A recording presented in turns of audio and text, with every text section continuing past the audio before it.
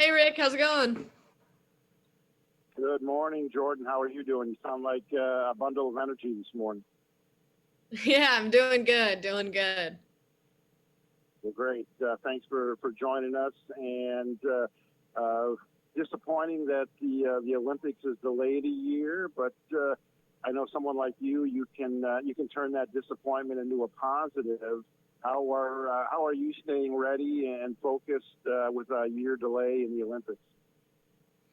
Yeah, basically exactly what you said. Just, it was a little heartbreaking at first for sure, but just to take every day with a grain of salt, I guess, and just keep going and stay positive, and just keep training, I guess. So it's been fun.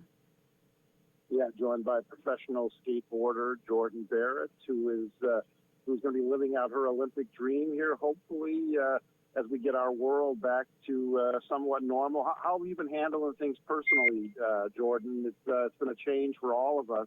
How have you been adapting?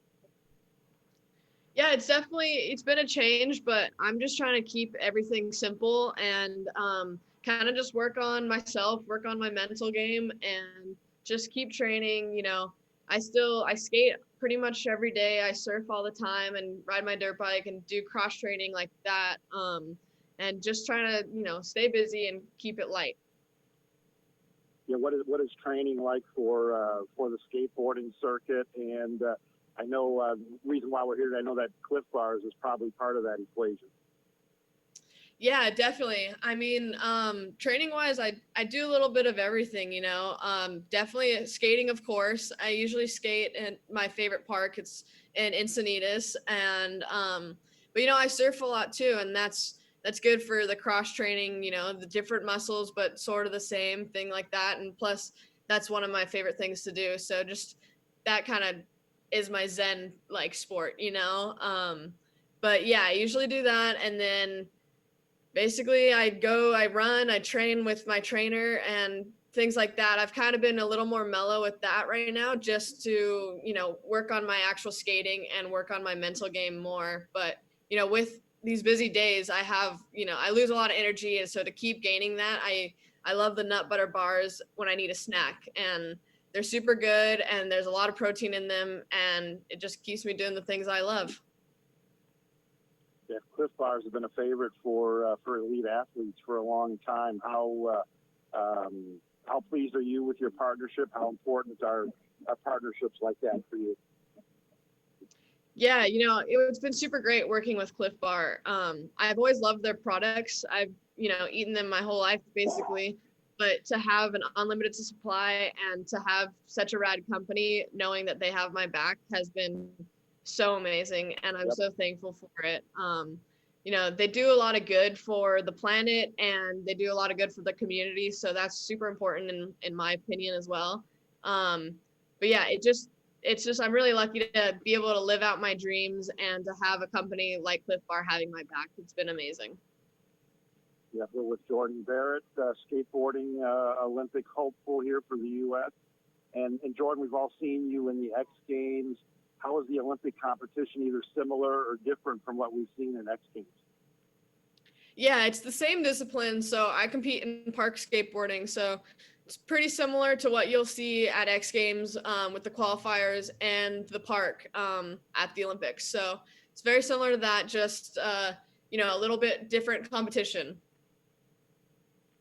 Who was your skate? I mean, we all know the famous skateboarders in this country. Who was your inspiration when you picked up skateboarding?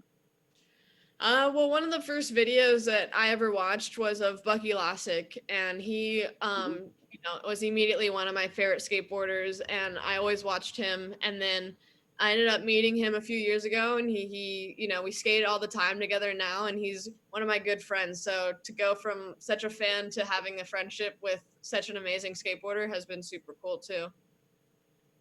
Yeah, hopefully, you'll be inspiring a lot of young girls in skateboarding and just in sports, extreme sports. And I cover a lot of sports technology. Jordyn, do you use any technology in your training? Are you going over video? Are you using sensors? What technology are you guys using skateboarding wise? Definitely a video that helps, for me visualize things and see if I'm not, landing a trick the way I want it, or if I'm trying to learn a new trick, if I have it filmed, I can kind of see it from a different perspective than, from my own eyes, and I can see, oh, well, I just need to tweak it to the left a little bit and it'll be fine and I can land it, or something like that. So video is definitely huge for my skateboarding. Yep, we're a little less than a year away from Tokyo. What goals are you setting for yourself, Jordyn, in the short term, and then what goals hopefully are we looking at in Tokyo? We'll all be watching you, that's for sure. Yeah, thank you.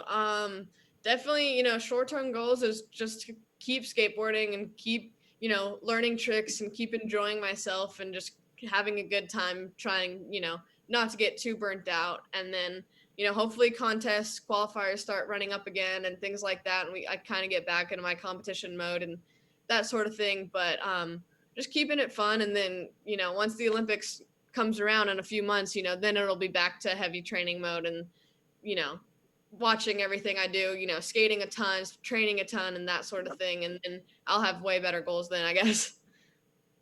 And I know you will. I know you keep it fun. You're my favorite skateboarder to watch. I'm a fan, and best of luck in the next year, and hope to talk to you again soon. Awesome. Thanks so much, Rick. Okay, take care. Take care. Bye.